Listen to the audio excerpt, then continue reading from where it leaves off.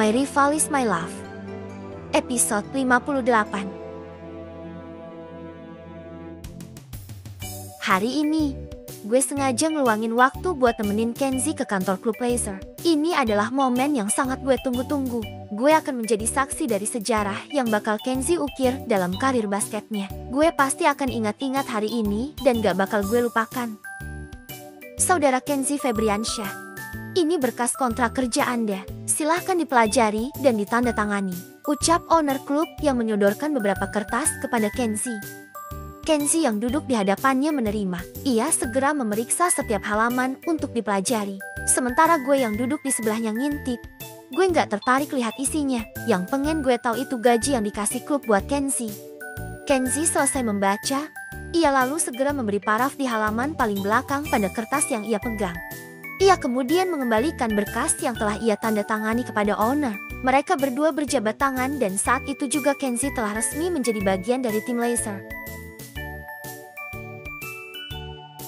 Ken, berkas yang lo tanda tangani tadi isinya apa? Tanya gue saat kita berdua keluar dari kantor tim laser. Jujur saja, gue masih penasaran sama isi perjanjian yang tadi. Emang sih tadi gue sempet intik, tapi mau gimana? Tulisannya kecil-kecil, puing gue bacanya. Gue sama sekali gak membacanya. Tutur Kenzie yang bikin gue gemes ke dia. Jadi ternyata dia cuma buka-buka berkasnya aja. Pantes bacanya cepet banget tadi. Harusnya tadi lo baca dulu. Suruh gue. Lah emang apa ngaruhnya? Ngaruh lah Ken. Siapa tahu kita bisa nego gaji sama Pak Yunus. Gue ngotot banget ngejelasin ke dia. Tapi dia kayak gak peduli gitu. Udah ngomongnya, Kenzie kemudian merangkul gue. Lo bilang mau traktir gue. Gimana kalau kita cari tempat makan? Anak itu memang tak peduli dengan karirnya. Malahan dia terlihat santai sambil nyendokin bakso buat dimasukin ke mulutnya. Yang dia pedulikan hanya urusan perut. Kenzie melirik gue. Lo kenapa gak makan? Nih, cobain punya gue. Dia jejelin sebutir bakso ke mulut gue. Wah, buset.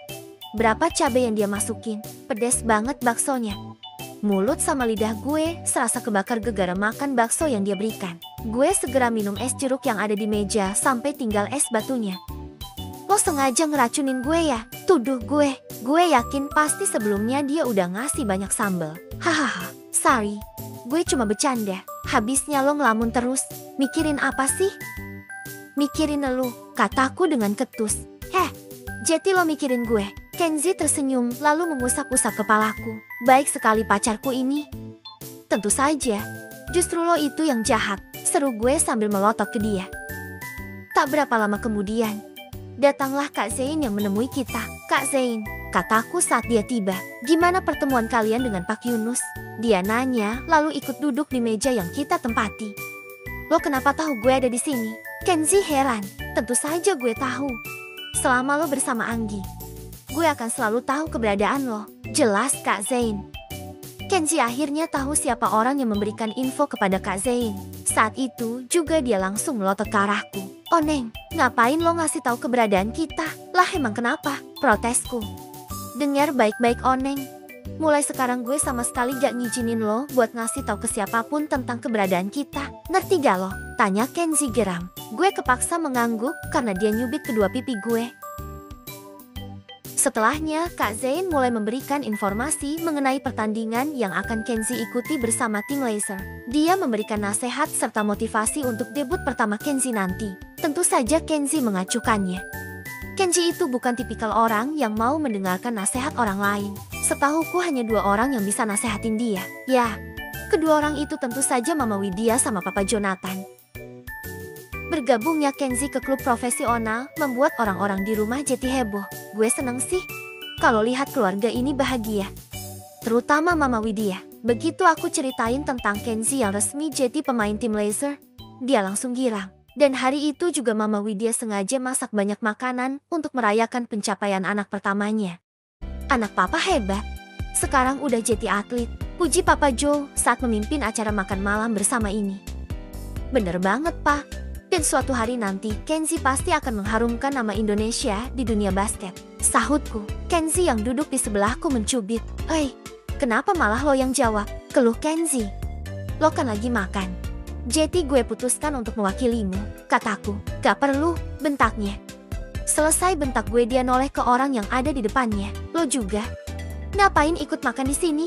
Ayolah, kita kan teman. Dan sebentar lagi kita akan jadi keluarga, kata Zain sambil memotong daging di depannya. Ucapan Zain memang tak terbantahkan, memang benar. Jika ia serius dengan Anggi, maka pria itu akan menjadi kakak iparnya. Waktu telah menunjukkan jam 20:45 lewat pesan singkat yang diterima kakak. Mama Anissa menyuruh Kak Zain dan aku untuk pulang. Tentu saja kakakku itu sangat menurut. Ayo deh, pulang, ajaknya. Kak, bisa nggak pulangnya nanti aja? Aku masih ingin di sini. Aku minta waktu sedikit lagi. Boleh aja sih. Tapi kalau mama marah gimana? Please kak, sebentar aja ya. Aku berusaha membujuknya. Kak Zain masih belum ngasih keputusan. Dan sangat mengejutkan. Kenzi yang biasanya ngebiarin gue pulang tiba-tiba belain gue. Zain, lo pulanglah, Anggi biar gue yang nganterin.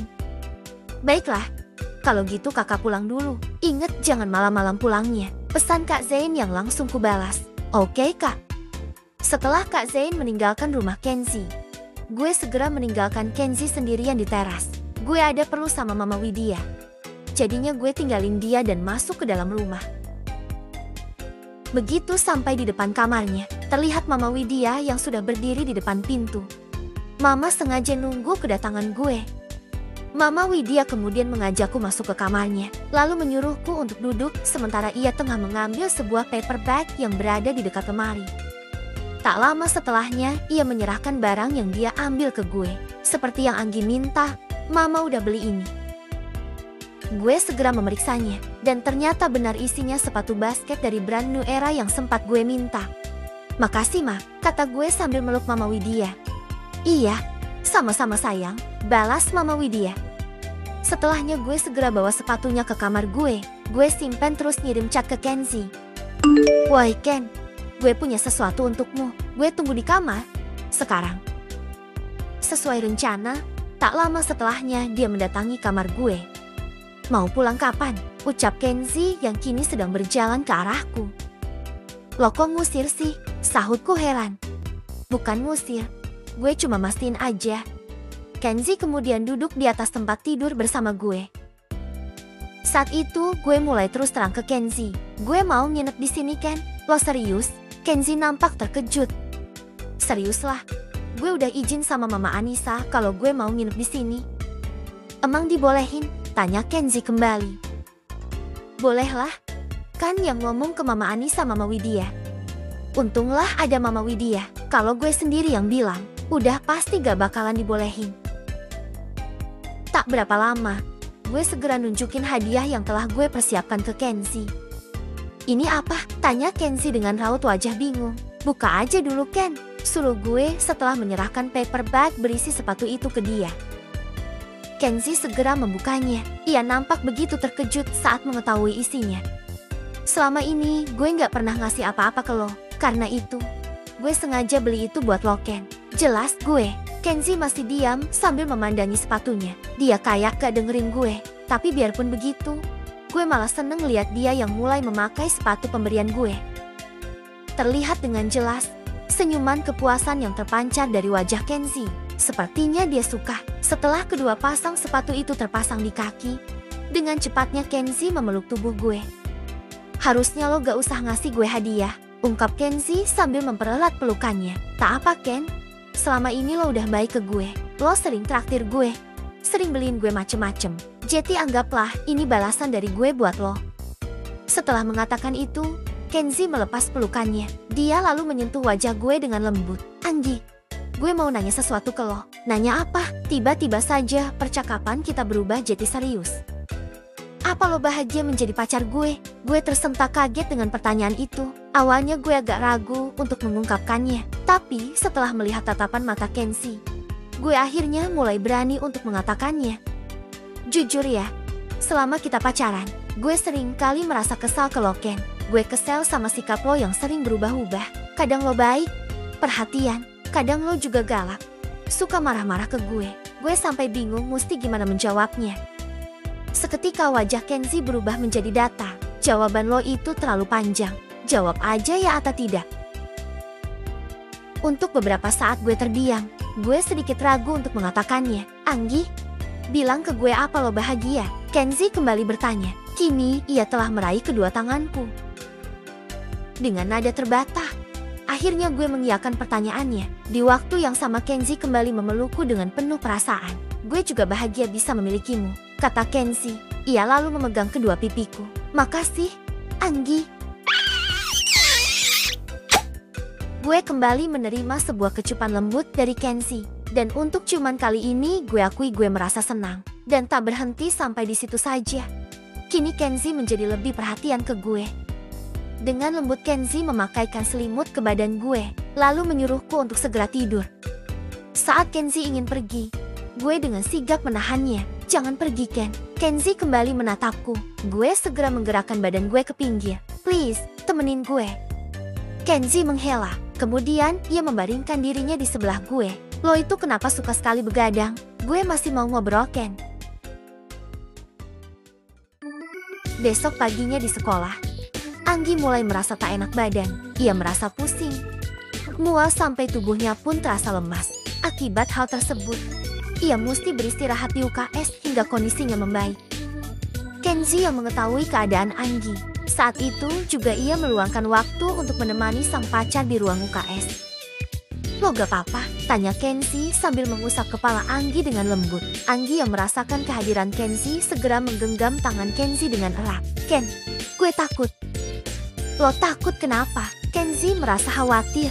Gue takut Ken kalau mesti hamil di luar nikah. Seketika Kenzi mengernyitkan dahi begitu mendengar penuturan pacarnya. Dengan penuh kekesalan Kenzi mencubit hidung Anggi. Dasar bodoh, gue gak ngapa-ngapain lu. Gimana ceritanya bisa hamil? Bisa dong, buktinya gue seharian ini pusing, lemes terus rasanya mual. Gak mungkin lah Oneng, kita kan semalam cuma tidur biasa, lo gak mungkin hamil. Kenzi terus menampiknya, tanpa mereka sadari. Tak jauh dari sana, ada seseorang yang mendengar perdebatan mereka. Gue gak salah dengar kan? Gadis bernama Nita itu mendengarnya dengan sangat jelas. Ia buru-buru menghampiri Anggi untuk memastikannya. Anggi, lo beneran hamil? Ini sungguh di luar skenario. Awalnya ia hanya berakting di depan Kenzi. Tapi ia tak menduga jika Nita juga berada di sana dan mendengar sandiwaranya itu. Nita yang saat itu khawatir lantas mengusir Kenzi dari UKS. Ia ingin membantu teman kelasnya itu. Lo tenang aja Gi. Gue ada di sini buat nolong lo. Ujar Nita coba menenangkan temannya. Kenzi yang tahu situasinya menjadi kacau, berniat menjelaskan yang sebenarnya terjadi. Akan tetapi penjelasan darinya tak satu pun didengar oleh perempuan itu. Alhasil, Kenzi terus mendapat cacian hingga makian dari Nita. Gue gak nyangka, cowok seganteng lo itu ternyata brengsek. Lo mesti tanggung jawab sama anak yang ada di perut Anggi. Kenzi yang sudah tak tahan lagi akhirnya menghampiri Anggi agar menjelaskan kepada Nita tentang sandiwaranya. Woi, jangan diam saja, buruan kasih tahu temanmu ini kalau lo nggak kenapa-napa. Gue pusing Ken, gue mau tidur lagi. Anggi hendak memejamkan mata, akan tetapi ia kembali ditarik Kenzi agar tetap terjaga. Woi, jangan pikir lo bisa tidur nyenyak tanpa menyelesaikan masalah ini. Masalah apa lagi? Jelasin ke dia bahwa lo gak hamil, suruhnya sambil menunjuk ke arah Nita. Akhirnya Anggi melakukan apa yang diperintahkan Kenzi. Tapi bukan menjelaskan tentang kondisinya. Gadis itu malah kembali mengarang cerita. Lo kok gitu sih Ken? Lo kenapa gak ngakuin darah daging lo ini? Kata Anggi sambil menunjukkan perutnya yang datar. Anak dari Hong Kong, lo jangan pura-pura di depan dia. Dan jangan memasang muka melas. Kenzi mendesak Anggi untuk menghentikan sandiwaranya. Dan saking kesalnya, Kenzi sampai berujar ingin mencubit mulut Anggi agar mau terus terang. Tentu saja Anggi yang mendengarnya bergegas menjauh dari Kenzi. Anggi takut jika Kenzi benar-benar melakukannya. Kenzi yang ingin mengembalikan nama baiknya berusaha mengejar Anggi. Pada akhirnya Anggi bersembunyi di balik badan Nita. Sementara Nita yang percaya dengan Anggi kini mulai melindungi temannya dari Kenzi. Ia juga sedikit memberikan nasihat ke Kenzi. Cukup Ken, lo itu pacarnya. Gue rasa gak masalah jika Anggi memang hamil. Lagian, kita kan bentar lagi lulus sekolah. Kalian bisa kok nikah setelah lulusan nanti. Kenzi sudah tak tahan. Terserah kalian mau ngomong apa. Tapi yang jelas, Anggi itu gak hamil. Dia itu cuma masuk angin gegara begadang. Jelas Kenzi, kalau masih gak percaya, akan kubuktikan. Siang itu juga setelah pulang sekolah, Kenzi membawa Anggi dan Nita ke puskesmas. Ia sengaja mengajak mereka ke sana untuk membuktikan jika yang ia katakan itu benar. Anggi, gimana hasilnya? Tanya Nita cemas. Sesaat Anggi diam. Kemudian ia tertawa. Hahaha, Kenzi benar nih. Gue cuma masuk angin. Ya syukurlah. Itu artinya lo masih perawan. Celetuk Nita yang membuat orang yang tengah duduk di kursi tunggu tersinggung. Anggi yang melihat wajah datar Kenzi langsung menghampirinya. Lo kenapa Ken? Lo kecewa ya karena gak jadi seorang ayah.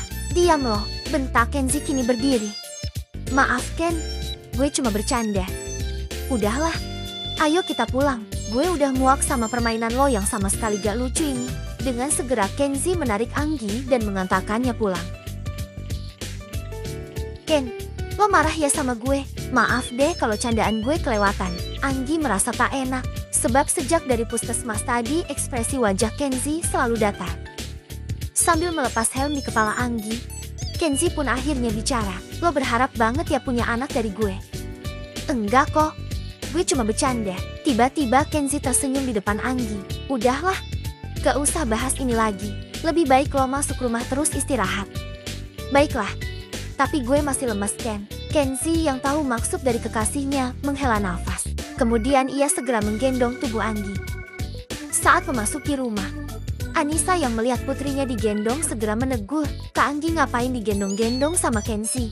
Kalian itu bukan muhrim, serunya sambil memegangi pinggang. Anggi yang masih berada di punggung Kenzi menjelaskan tentang keadaannya. Ma, aku lagi sakit, makanya aku minta Kenzi buat bantu aku ke kamar. Apa? Sakit? Anissa yang mendengarnya segera mendekati mereka. Ia meletakkan telapak tangannya di kepala Anggi. Badan kamu panas banget. Ya sudah, Kenzi, tolong bawa Anggi ke kamar ya. Kenzi, kakak Anggi kenapa? Tanya Anissa sambil memeriksa kondisi putrinya. Biarpun sering marah, tapi Anissa tetaplah seorang ibu. Pastilah ia khawatir dengan kondisi anaknya yang sedang tidak baik-baik saja. Tante gak usah khawatir, dia cuma masuk angin. Setelah menjelaskan kondisi Anggi, Kenzi menyerahkan obat yang ia dapat dari puskesmas ke Anissa.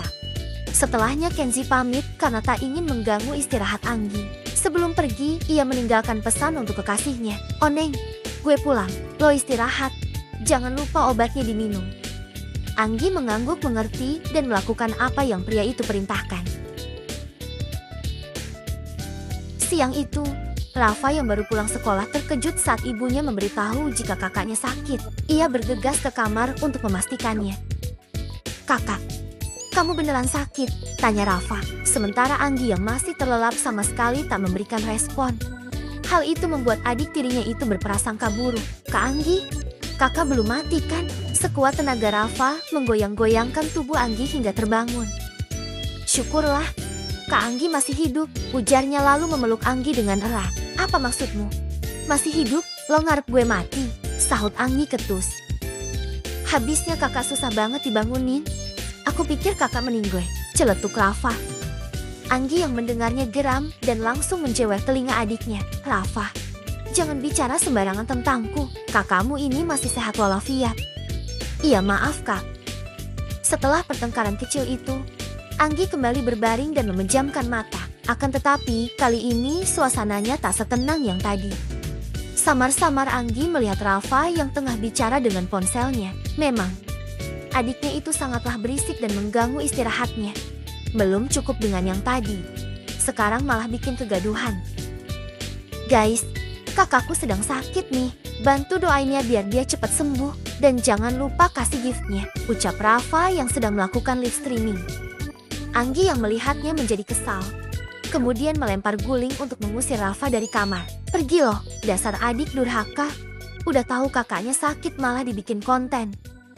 Akhirnya suasana kamar kembali tenang. Anggi melanjutkan istirahatnya hingga waktu maghrib tiba. Setelah lama beristirahat, Anggi merasa kondisinya sudah membaik. Saat hendak mandi, ia menyempatkan waktu untuk melihat ponsel yang tergeletak di atas meja. Ia berniat mengabarkan keadaannya kepada Kenzi, akan tetapi tak jadi karena ada sebuah panggilan telepon yang masuk. Tiang listrik, ucap Anggi saat membaca nama yang tertera di layar handphone. Mau ngapain dia nelpon gue? Pikirnya. Untuk menjawab rasa penasarannya, Akhirnya Anggi mengangkat panggilan telepon dari pria yang ia sebut tiang listrik. "Hai Anggi, apa kabar?" tanya pria itu.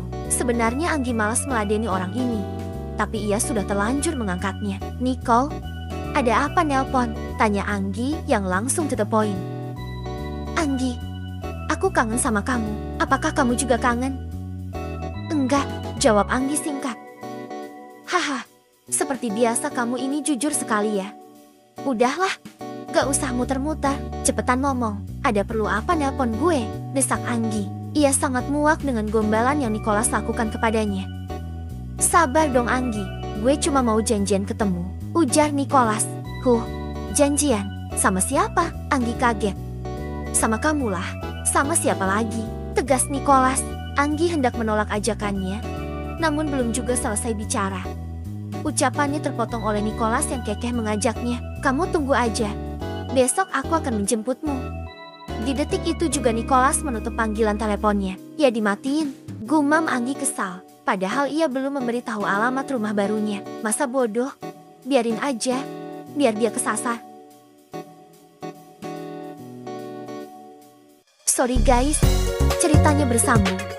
Nantikan kelanjutan cerita ini hanya di Harajuku Network. Dan pastikan kalian udah join ke member untuk bisa menonton video menarik lainnya. Terima kasih untuk yang sudah subscribe. Yang belum, yuk pencet tombol subscribe atau gabung di bawah video ini. Kalau udah kuucapkan terima kasih. Sampai jumpa di cerita selanjutnya. Bye-bye.